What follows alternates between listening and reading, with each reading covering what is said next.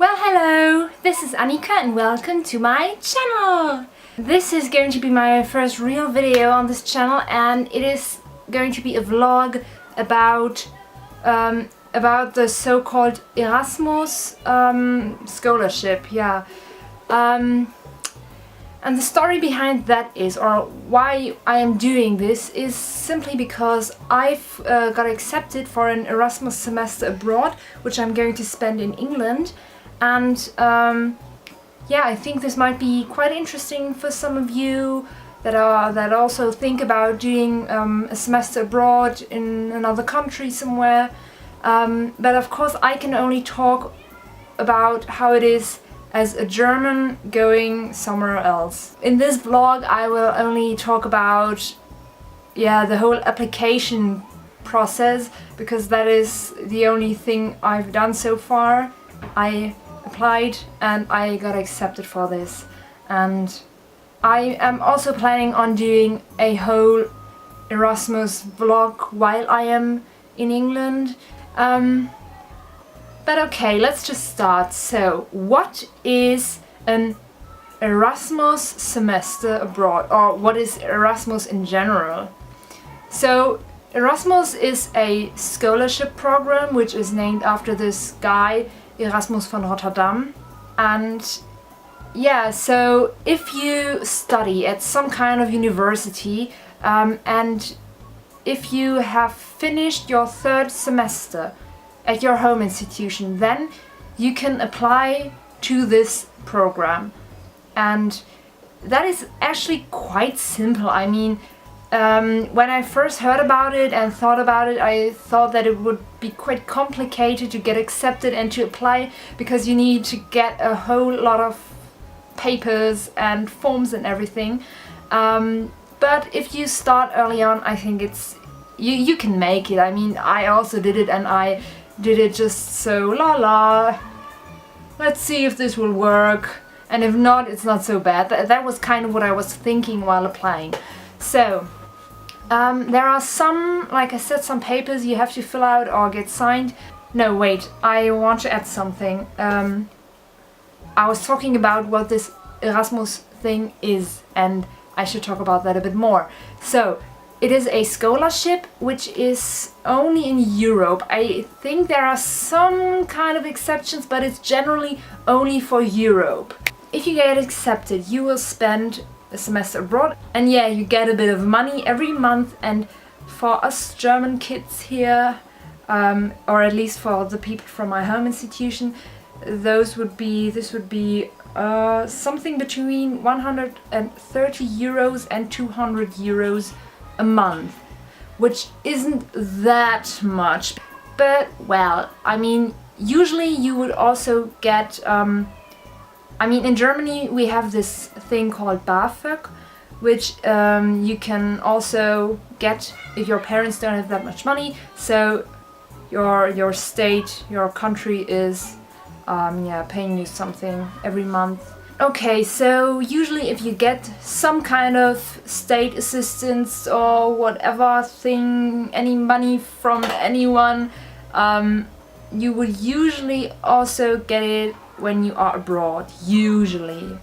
At least for the German BAföG it is like that. You just have to get some infos about that for your own country.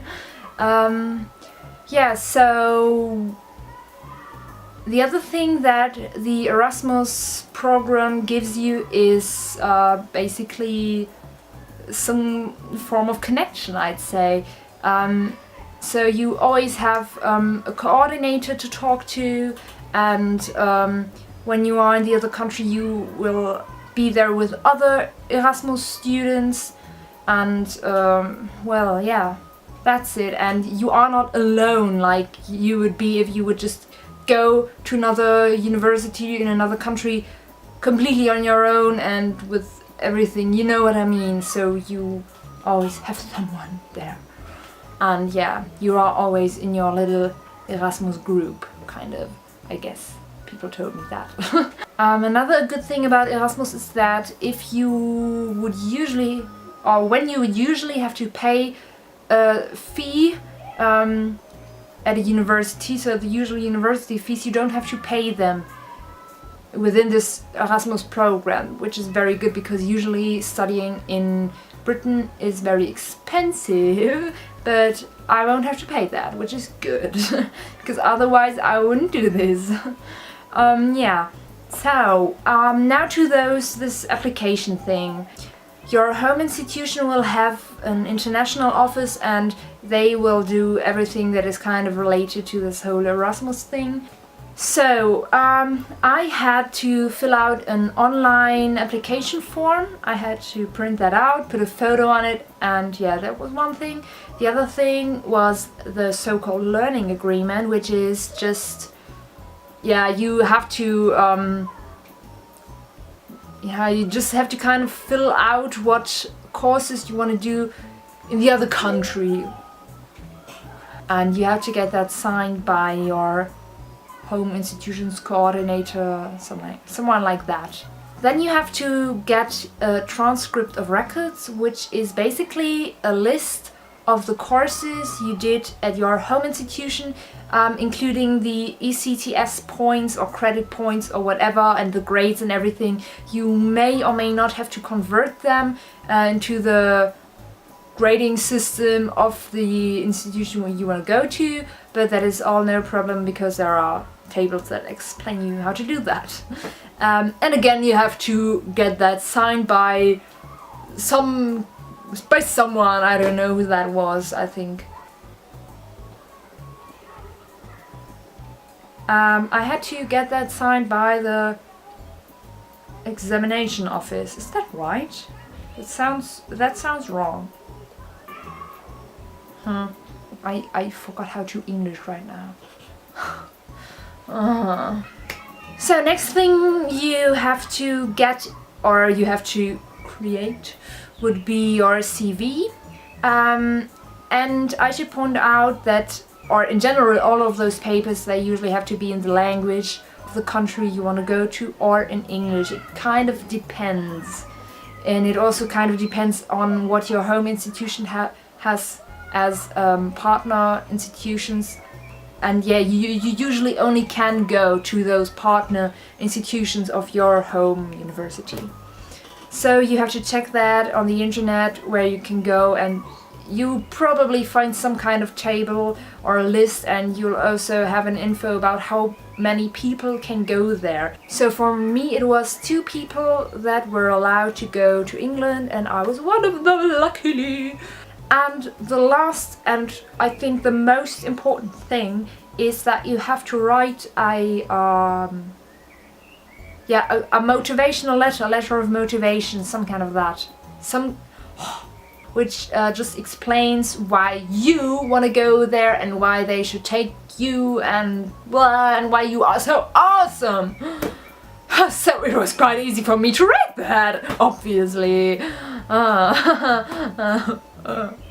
Yeah, and they also want to know how good you are in speaking the other language, and of course they want to know about all of your grades and everything. I think, yeah, you know what I mean. And for me, as I study a graphic design thing, creative thing, I also had to include a digital portfolio. So I just made pictures of things or booklets or things I did, I don't even know, and some drawings, some illustrations, some of everything. Made photos of that, just created a PDF and put that on a CD. But I also I put a sticker on the CD, so the CD was also quite beautiful. Yeah, that's what I had to gather, and I gave everything to the international office. And after you do that, or after I did that, I had to wait several weeks for the info that I got nominated by my home institution, which only means that I got an okay from my university.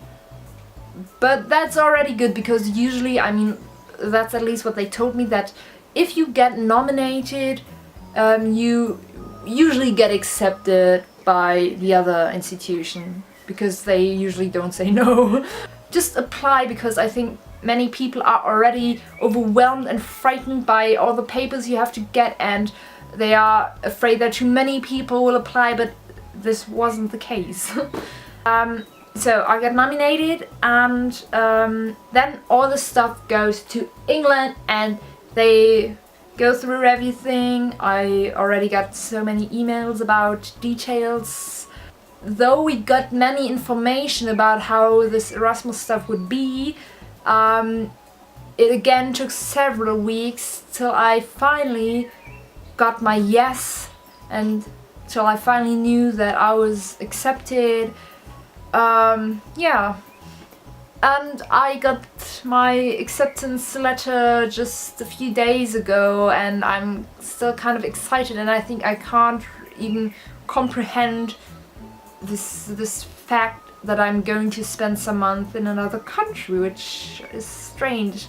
And I am, to be honest, a bit afraid because, well, and now I have to care about so many things. I have to get some form, some kind of accommodation, a room, anything, and I have to book a flight. I have to check whether my ID card is still okay, still valid, and I will have to get a new or a British SIM card for my cell phone.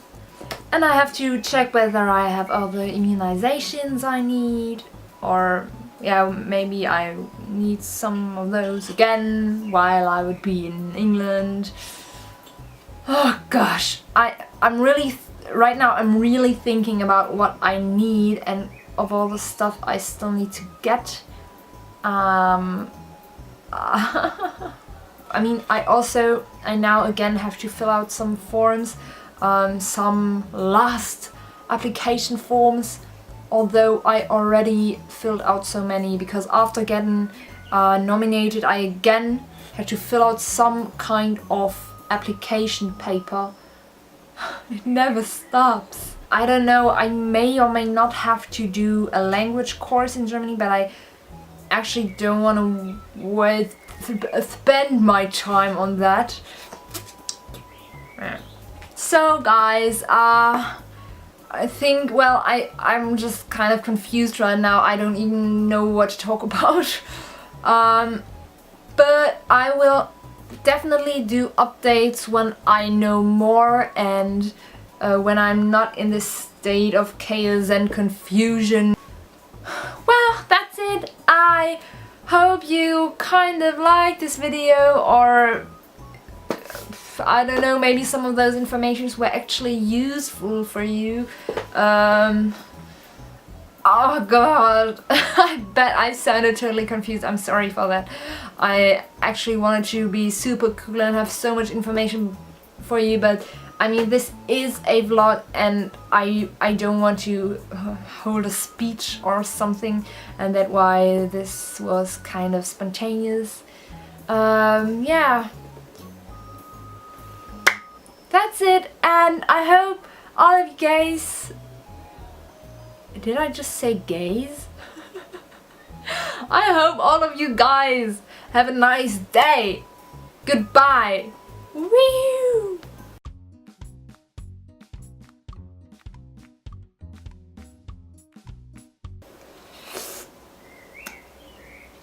And yeah, then I'm going to get in the car of some kind of stranger and I will get raped, probably. And then I'll die.